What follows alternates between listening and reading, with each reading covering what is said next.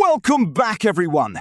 I am here with episode 1 of White Jade. The story begins with a glimpse into the Song family, who will be the central focus of this episode. We see that the Songs reside in a small, modest place called Shanxi Village. Don't let the location fool you, though. This is a massive clan, easily on par with the legendary 9 great families. They have maintained immense prestige here for over 100 years. In fact, the clan once boasted a legendary hero who happens to be our protagonist's grandfather.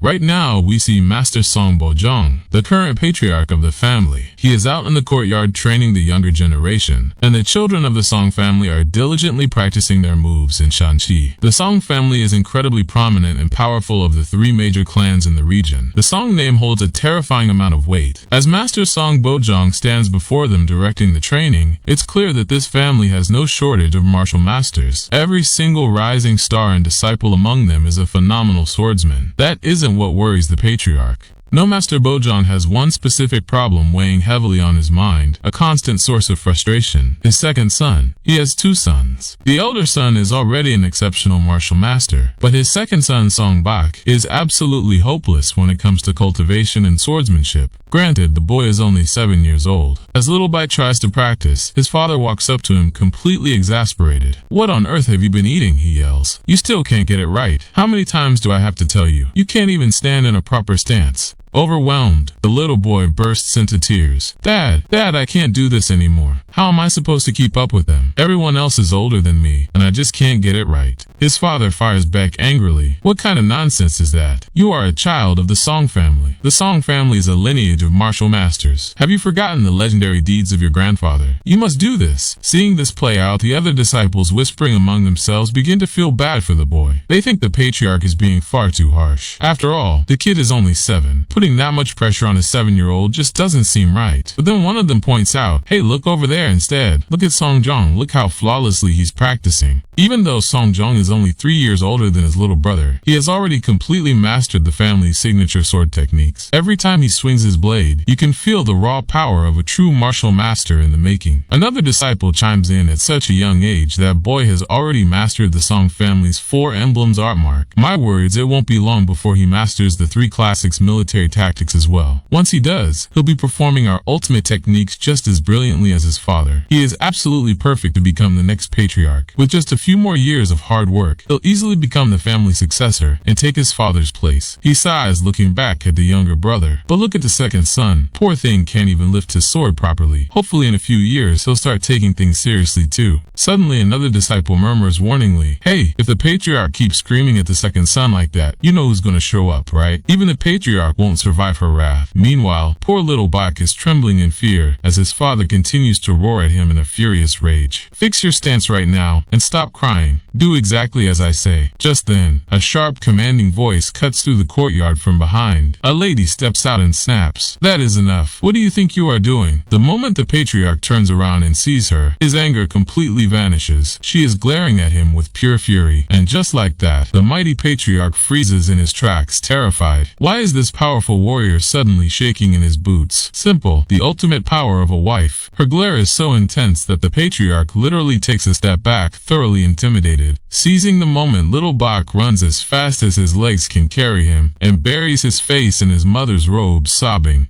Trying to save face, the father protests. "What are you doing? If you keep coddling him like this and stepping in to shield him every single time, he is never going to become a proper martial master." The madame glares at him even harder. Bak is only 7 years old. What do you expect from a 7-year-old child? Do you honestly expect him to be a grandmaster like Jong right now? He will become a master when he grows up, just like his brother. Can't you see the poor child out here practicing in the blistering heat of the afternoon sun? And all you can do is stand here and scream at him. But he needs discipline. The father argues, "I started learning when I was 7. My father began training me at exactly his age." She fires right back. "Oh, so now you want to treat your own son the way your father treated you? Jong is right over there practicing, isn't he? Why are you so obsessed with forcing your second son to be a martial master too? I refuse to let you turn my youngest boy, my sweet Bak, into another version of his older brother. Just look at Jong. His own mother is standing right here and he hasn't even glanced this way. He's so obsessed with his sword that he completely ignores his mother. Look what you've done to my beautiful child. You've turned him into a martial arts robot who does nothing but practice all day long." While they are arguing, Songjong finishes his routine and sheathes his sword. He looks over at his parents who are still going at it tooth and nail. He sighs internally. Sigh, here they go again, fighting over my little brother's terrible practice habits. Interestingly, Songbike doesn't harbor any jealousy or regret about not being a prodigy like his older brother. He actually prefers it this way. He wants a carefree, relaxed life. Meanwhile, his older brother is perfectly content dedicating himself to his training. For the most part, their lives are peaceful and moving along quite well. But the scene shifts to the dead of night, hinting that everything is about to change. Outside, a violent storm has rolled in. Torrential rain pours down, and lightning flashes across the sky. Master Song is up in his room, looking out at the weather deep in thought. Why did it suddenly start raining like this? This storm is intense. I have a bad feeling that something strange is about to happen. He sighs. If it keeps raining like this tomorrow, I'll have to cancel the kids' training. I won't be able to teach them. Then a sudden wave of self-reflection hits him. I spend all my time lecturing my kids about training, but truth be told, I've been neglecting my own. It has been so long since I last trained properly. His eyes drift to the side of the room, landing on a weapon resting in its stand. This is the white jade sword, the very blade that serves as the foundation of our entire story. Looking at it, he mutters, "It really has been ages since I practiced with this sword. I think it's finally time to pick it up again and polish my skills." He lifts the legendary weapon and steps out to practice. Now make no mistake, Master Song is an incredible martial arts grandmaster. He isn't some low-level warrior. He is profoundly powerful, and his sheer strength is the sole reason the Song family is so deeply respected by all the other clans. As he unsheathes the blade and begins his forms, a mesmerizing, brilliant white aura begins to emanate from the weapon. This radiant, powerful energy is exactly why it is called the White Jade Sword. It is a blade of immense spiritual power. As he moves through his forms, young Songjong approaches. He stands out in the rain, completely captivated, watching his father train through the window. Seeing his father wield the sword with such flawless, breathtaking precision brings a sudden moment of enlightenment to the young boy. He realizes just how profoundly skilled his father truly is, and a deep fire ignites within him. He vows to one day become just as strong, if not stronger, than his father. When Master Song finishes his routine and lowers his blade, he notices his son Jong. "What are you doing up so late at this hour?" Songjong steps forward respectfully. "Father, the guards at the main gate were looking for you. That's why I came to inform you." The patriarch frowns.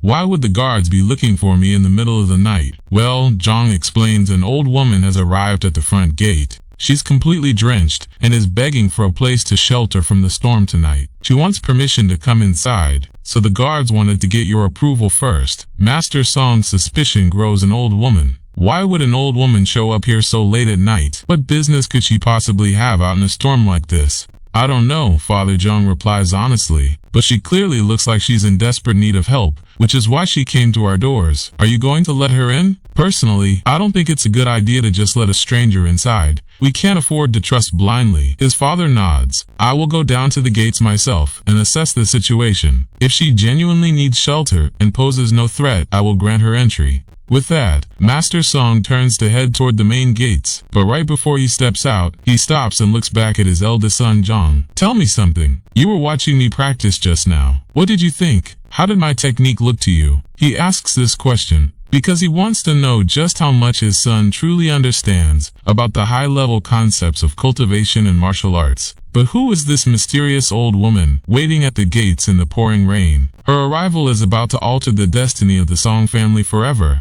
And that brings us to the end of episode 1. In the next episode, we'll find out exactly who this old woman is and what she has come to do.